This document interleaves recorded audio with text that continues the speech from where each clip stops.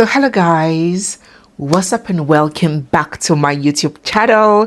It's me, your girl barrister Neze, and this is Nezeville. Today's video is a very important one. I don't know if to call this the most important video that I have ever done on my channel, and I have done so many wonderful videos. I encourage us, I beseech us to watch till the end.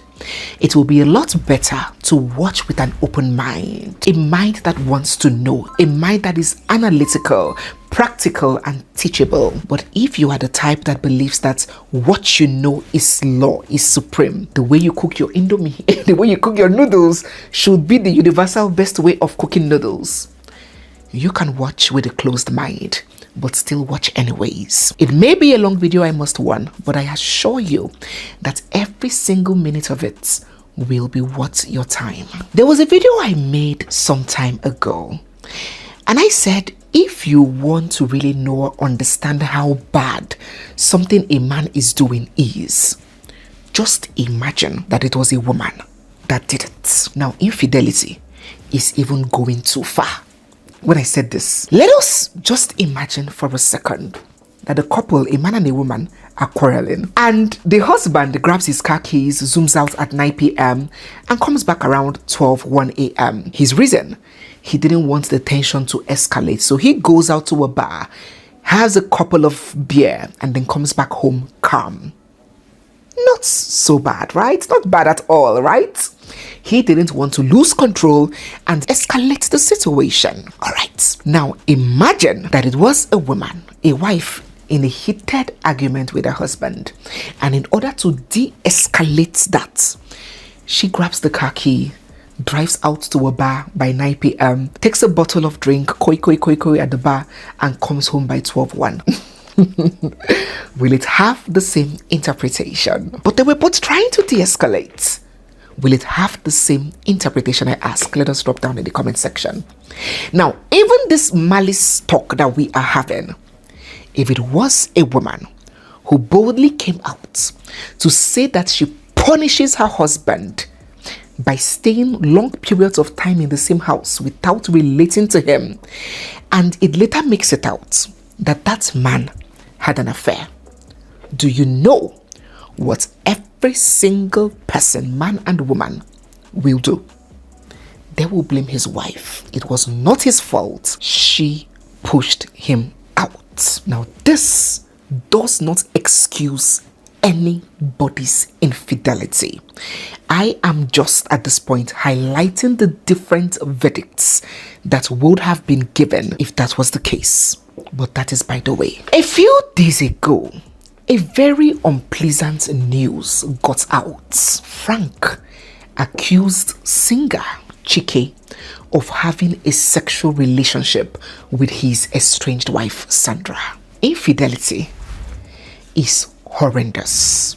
And personally, those that know me, those that are my friends, that know what I stand by, even as a single girl, I didn't believe in promiscuity, not to talk about as a married woman. Personally, my belief, my own personal belief system, is that having sex with another person while being married is the biggest dishonor and disrespect that a woman can give to a man, and vice versa. It is nothing to be excused.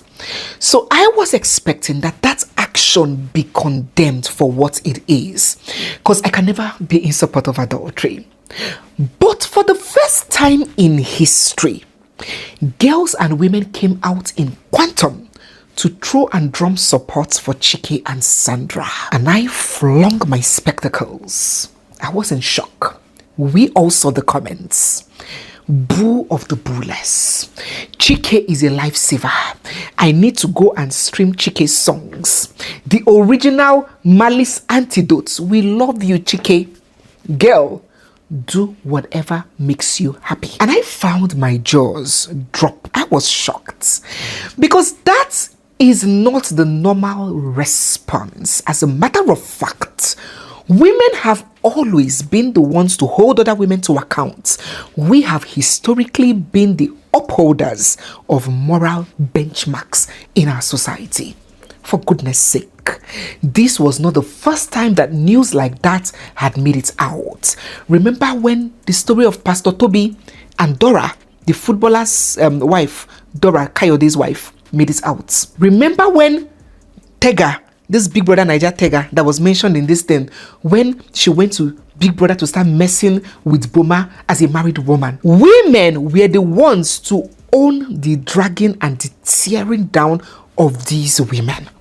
So what is happening now? And why is the atmosphere and the reaction different? I would tell you. One word: rebellion. In Nigeria, a certain ethnic group, a certain region, have long claimed that they are being marginalized. They are being treated unfairly. They are being segregated. They have called and advocated for a referendum where their concerns can be addressed, where some restructuring be done, not to overthrow the system, but to accommodate everyone, to make the system more balanced so no side feels suppressed, cheated, and excluded. But despite this marginalization is evident to all, evidence in federal appointments and allocations, evidence in political representation, evidence in security, in military, in state creation, in everything. Their pain points have been blatantly denied. And what did that lead to? Armed violence and radicalization. Separatist movements. We want to go. Every time it is mass up today, is IPO, different names. Separatists. We want to leave. We don't want to be a part of this Nigeria anymore. It has led to a total distrust and loss of faith in the whole system. And if you are from a country where you have a particular group that feels this way, begin to let us know down in the comment section the attitude of that group towards the institution called that country. Let us bring this analogy home and apply it to this thing happening that I have now described as revolting, as rebellion. For some time now, women have tried to express their pains, their frustrations, their sense of injustice, from sexual and physical abuse to maltreatment and betrayal in marriages. But just like those groups that I spoke about, they were met with dismissive and insensitive responses. When they cried out about the high rates of molestation, they were like, men are molesting us. If we go to the market, men will press our breasts, will tap our buttocks. Several women came out to cry that they will be standing on junction. A man on bike or bus will just touch their breasts and zoom off. They cried that men are molesting us even as little children. See what is happening to us. Out of every 100 of us, at least 99 have experienced this thing in one form or the other. It is affecting us. Our men responded. Men too. I followed the Me Too movement in America some years back, where women came out to speak about sexual abuse in the hands of their fathers, their stepfathers, neighbors, teachers. And the support that these women got was enormous from women and even from men. But anytime and every time a woman here speaks about sexual abuse, the whole conversation is distorted and changes to how women abuse men too. The silence from our men is so loud. But when it becomes the rarer case of false accusation against rape, oh my God, our men suddenly find their voices, despite they know the truth. And that is why they can leave their 2 young sons in the hands of their female help, their female nanny, and travel and go to work. But they cannot leave their 2 little underaged daughters with a male neighbor for 1 hour. They know the truth of this pain point, but they refuse to acknowledge it and stand up against it. And when women question, why is it that women who lose their husbands get humiliated isolated, shaved, subjected to demeaning traditions, while men who lose their wives are comforted, pitied, helped, pampered, and encouraged to move on quickly, remarry. You need someone to take care of you.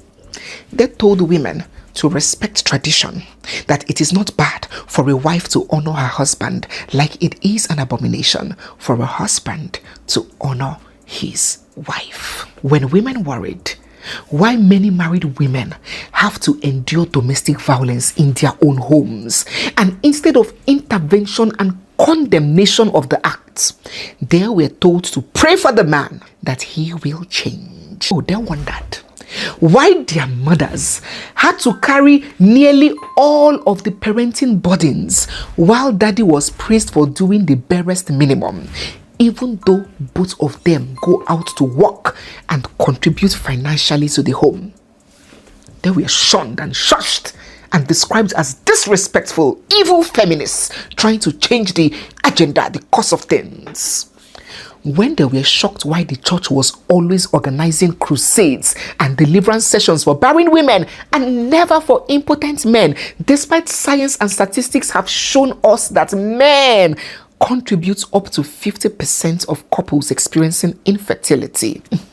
When they cried out that this betrayal, this disloyalty, these multiple families everywhere, this infidelity is hurting them, they were told to shut up and accept it like their mothers. And now a generation of women have emerged who do not want to be like their mothers, because they saw what their mothers endured and suffered, and they will be damned to suffer same. They experience versions of their mothers that the sons do not and did not. The versions that come for omugwo and spill the pain and the secrets that the sons are not privy to. The versions that tell their daughters with tears in their eyes that my pikin, my daughter, if not to fry akara, I go fry, you must go school. And no one make your eyes see waiting my eyes see. And while the sons brag, my mother was a virtuous woman, successfully married to my father for 40 years, the daughters know the truth and they swear never to be like their mothers. And now we have a generation of men who are looking for women like their mothers, and a generation of women who do not want men like their fathers. Doesn't that tell you that there is a very, very deep disconnect somewhere? History has repeatedly shown that when people are continually silenced, resentment eventually grows into rebellion. If we refuse to reflect, to listen, to adjust, to change, society will continue to deteriorate. The institution of marriage will continue to fizzle and water down. And in the end, nobody truly wins. Now, this is not to say that women are all good. Women are the only victims when it comes to marriages and all of that. No! Bad women do. Some men too see premium shaggy. Bad wives and bad women exist. But do you know the difference that is causing this resentment? Two things, two differences. One, the rampancy. You may quote one man. I know one man like this. Oh, when I was in Ondo State, one man, my neighbor, his wife was so bad, she beats him, locks him out of the house. She has slept with all the men on the streets. She does this, she does that. We know one man. But I tell you, when it comes to the women and the shiggy that women see when it comes to marriage, every single family has a woman who has been a victim of bad marriage. Pause and think. Either your mother or yourself or your auntie or your grandma or your friend or your colleague or your neighbor, every woman directly knows a woman who has. So the rampancy on this side, the frequency is not the same. Let us stop gaslighting ourselves to insist and present it like an equal dilemma. No. When I speak about women entering families and causing trouble between brothers, when I speak about women maltreating house helps and how we can do better, I don't even mention my odogus. Is it that there is no man that maltreats his house help? But because I know where the prevalence of that issue lies, so I will never present it as an equal problem and say men too, when I know who are the major culprits in that issue. We know the prevalence. Let us not gaslight ourselves. Now, that is one. The second difference, why it is different in our society when it's the woman that is being naughty or nasty in a marriage, is that when the man is the one who comes out to bemoan a bad wife, he gets support. No one has ever asked a man what he did to warrant his wife behaving badly. No one has ever asked him to endure or pray for a bad wife. The hammer gets hit hard on the defaulter, the woman, immediately. But where the reverse is the case, we all know what happens.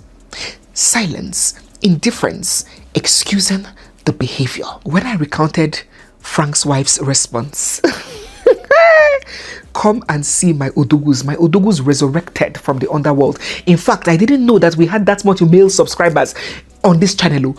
Come and see their comments. Of course I do know, because I see my analytics. What I'm trying to say is that I have never seen that much male engagement or male comments on any video here where we talk about, where we have spoken in several videos, the atrocities that husbands have meted out to their wives, having children on them, breaking them, some killing them, battering them. Did you watch the story of Toke Makinwa? Did you watch the story of May Edochie? Imagine if it was May who got pregnant for her side cock, and her son died while her son was in the mortuary. She was bouncing her chest like this with the side cock on social media. Can you imagine what would have happened to her? But these willing willers, whom we never get these comments about, condemning the actions of men, they were there in full force. Not even because I condone Sandra, but because I hadn't even shared my opinion, justifying her actions or not, but because they felt that I wasn't hitting the hammer hard on her enough, because they felt that my story was not immediately demonizing Sandra. Their tears filled buckets. They were crying me a river, which I had so much fun drinking their tears. So I ask, why is the last person that will ever call out a man's irresponsibility another man? But your expectation is for women to join in the purification, to join in the fight to condemn the irresponsibility of other women. Even the so-called good men who do not behave that way still find it very difficult to call out the irresponsibility of fellow men. Listen, society has been preparing women for men and for marriage. Newborn baby girls, grandmothers use boiling water, put towel in boiling water and press baby's vagina to kill the sensation down there so they will not become promiscuous for their husbands. Some women, they cut off their clitoris, they mutilate them so they can stay virtuous for their men. Many baby girls, they press their waist, these two waists here, they press it hard when the baby is little. They keep pressing it so she can get dimples to be beautiful, have a beautiful waist for their man, for their future husbands. We are taught, cook for your husbands. Don't talk like that because of your husband. Oh, when you enter your husband's house, husband, don't be too ambitious. You will threaten future husbands, so men will run away. Men, husbands. Our whole lives we're directed to ensure that we are ready for marriage. Because of course, wise women build their homes, while wise men actively destroy it, right? We have been so molded, twisted, taught, crafted to be ready for men who were not taught anything about being ready for us. And look at where it has led to. Just imagine what African marriages would have been if our fathers had been taught and prepared like their wives. If the church had long ago began advising men properly. If mothers took responsibility for their badly raised sons and spoke sense to them and taught them how to really treat their wives well. marriages will have been heavenly, because men are great species. I don't know how to describe. If you meet oh God, men are generally good natured. Generally, there are of course exceptions. Quick to help without expectation. Easier to live with, easier to deal with, easier to understand, easier to relate with. Many women ourselves will tell you, I prefer a male boss over a female boss. I prefer to hire a man than to hire a woman. I prefer a male friend. Many of you women say that. Why? Men are amazing. The problem is that when it comes to affairs of marriage and handling intimate relationships with women, many of them were not taught. When the church started giving advice to men, it was a strange thing before. In fact, it's my belief that it is all this social media dragging that is prompting this fake balanced advice. The church has failed woefully, failed marriages in Africa woefully. Most pastors do not even have what it takes. They don't even have any business counseling couples. You see a man that will gallivant through his youthful age, pouring his seeds everywhere, and then he will come back home frail, broke, with erectile dysfunction, to the woman that he abandoned and maltreated, for her to play hospice, for her to come and pack shit at old age. And the church would immediately tell her, he has apologized now, just wave it off, forgive him, take your husband back, God has brought him back home to you. What rubbish is that?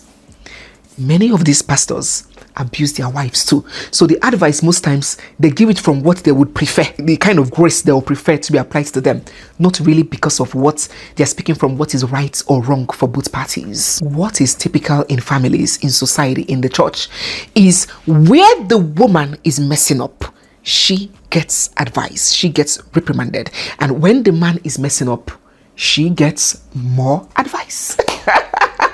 More advice on how to manage and endure the man's mess up. So how long into a generation do you honestly expect that such practice will be sustainable? Where blame remains lopsided, one day, inevitably, that constantly blamed person will refuse that blame, not because the blame in itself is bad, but because that blame is unfairly selective. And that is exactly what is happening now and what has happened in this case. Just like every incident of long suppression, the enough is enough has come, and now the war is not between what is right and wrong as it should be. It's now between men and women. We Africans tell ourselves that we have the advantage of family, the advantage of community over the West, but they have the advantage of a working system.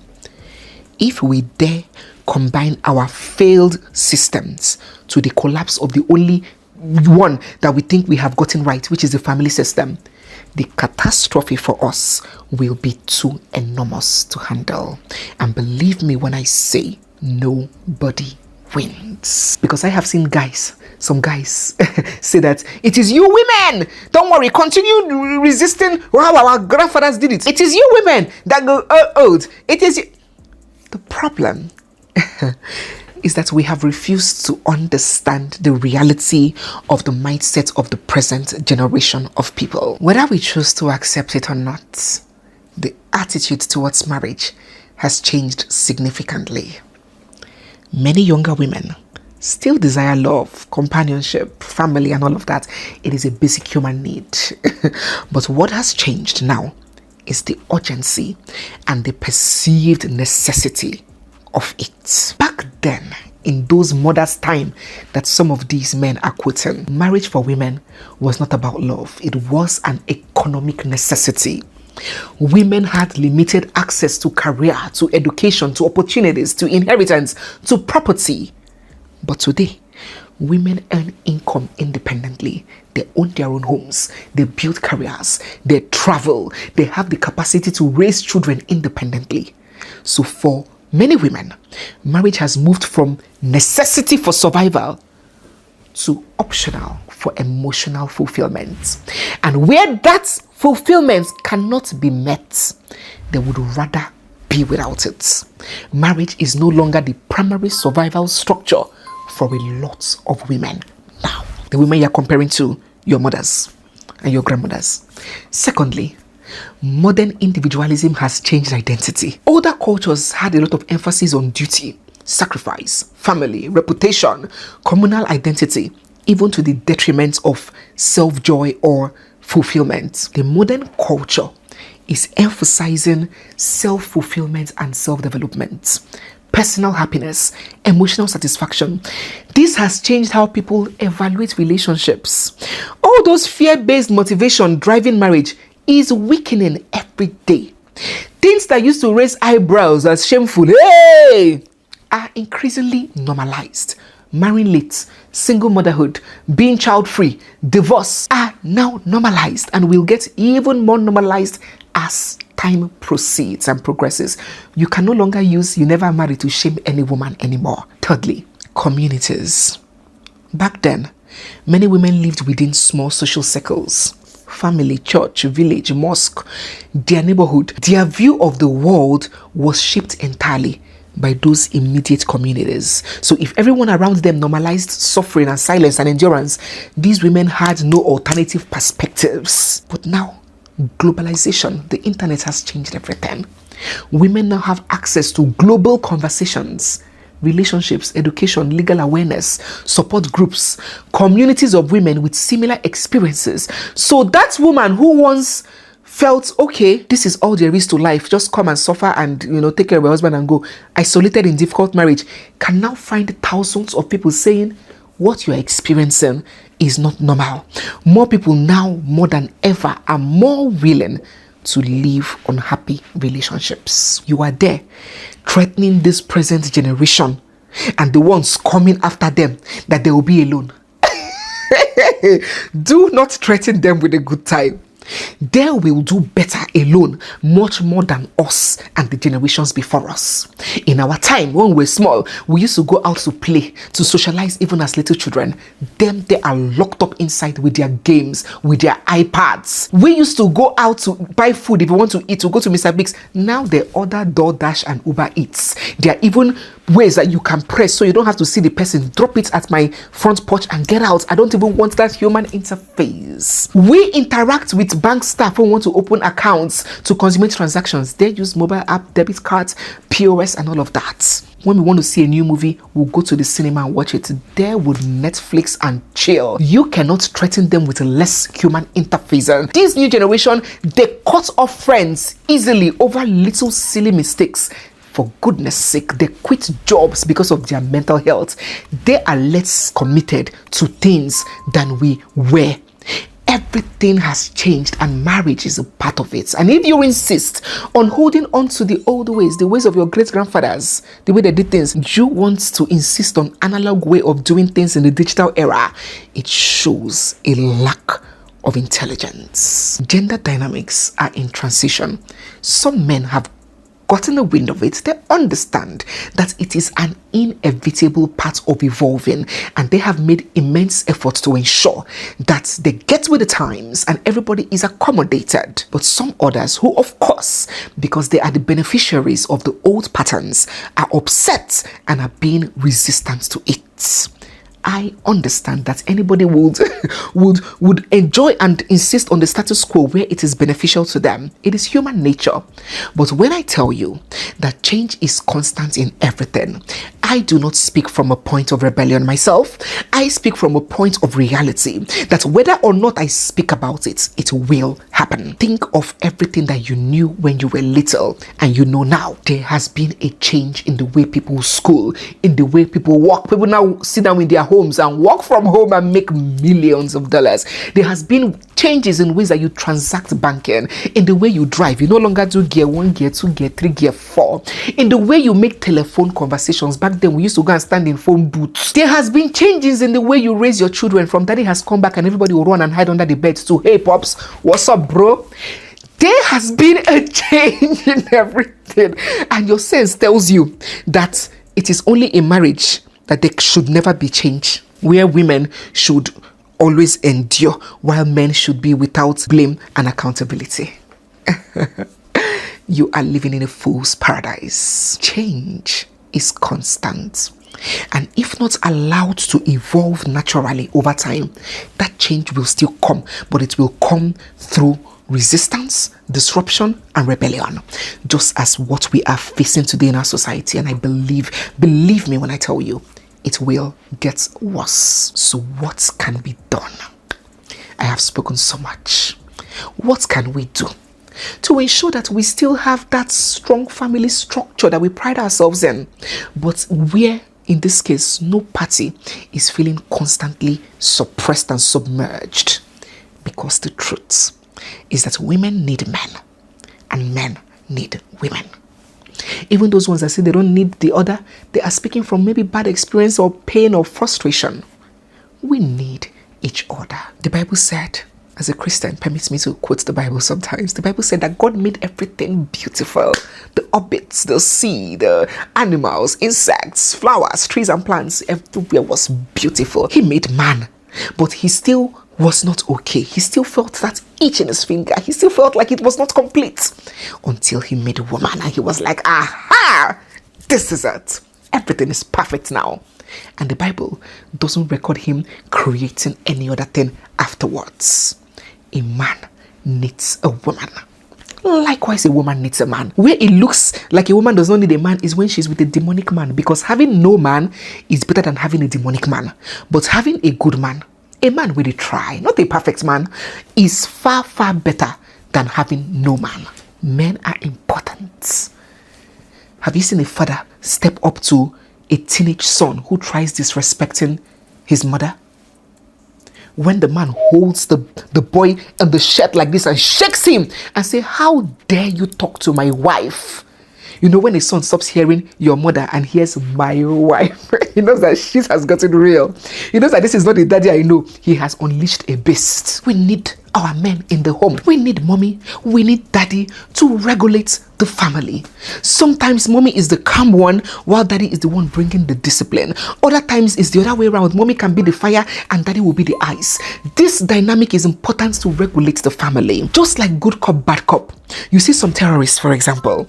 Some will break when it's bad cop that handles it. When there is threat and anger and torture and all of that.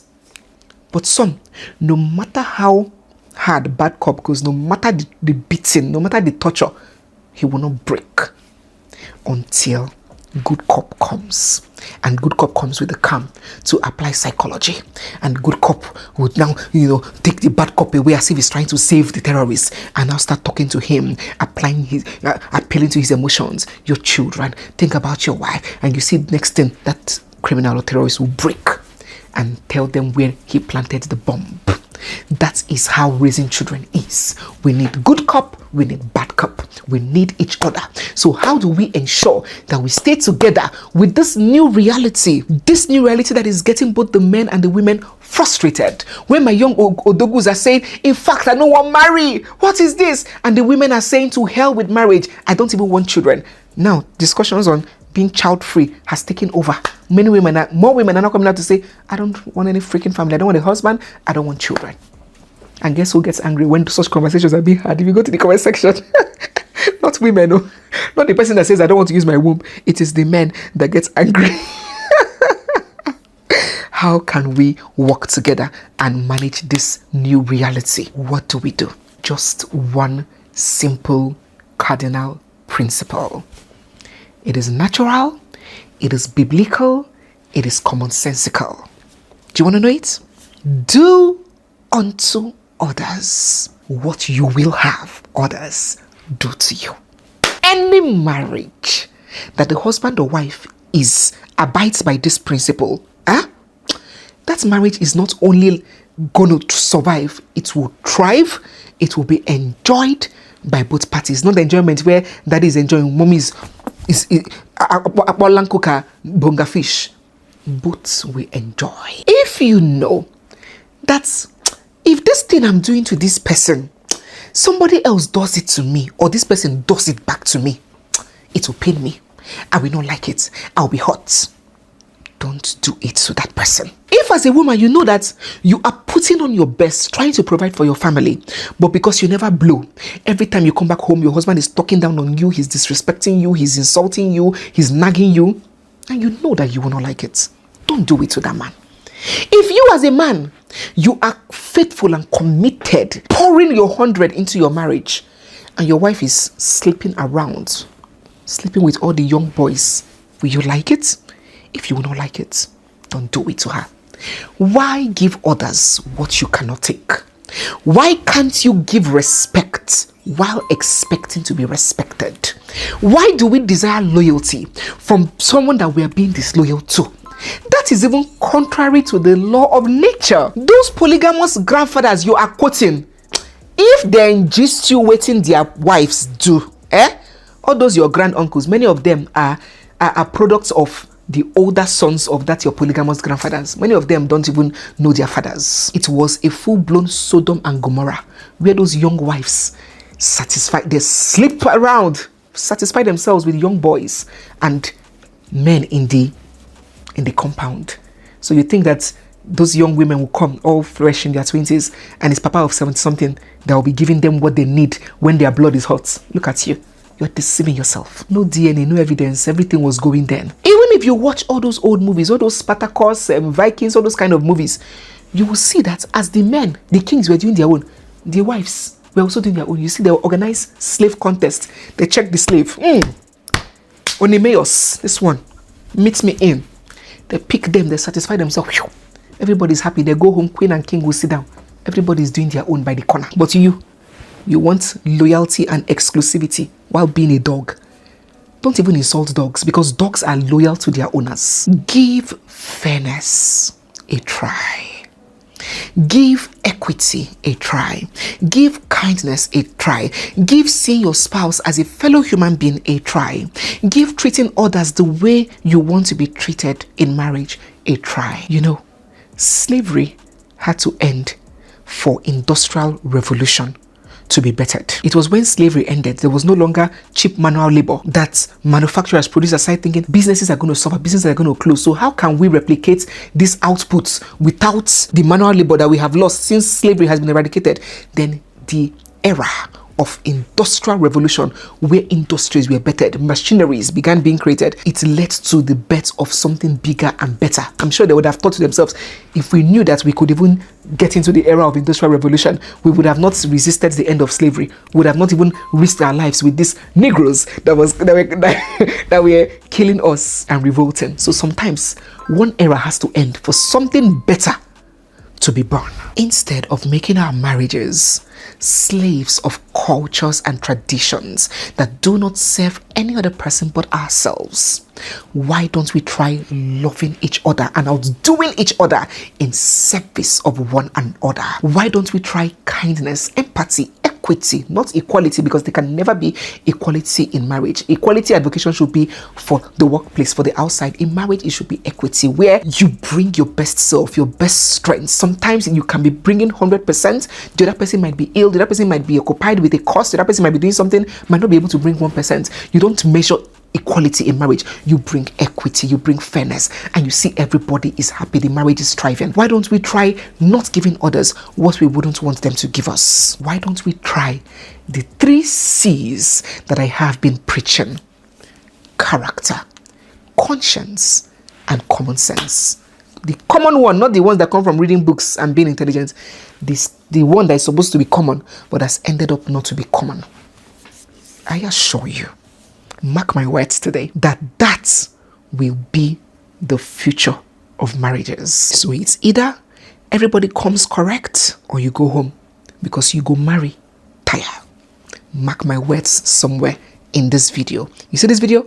Mark it somewhere.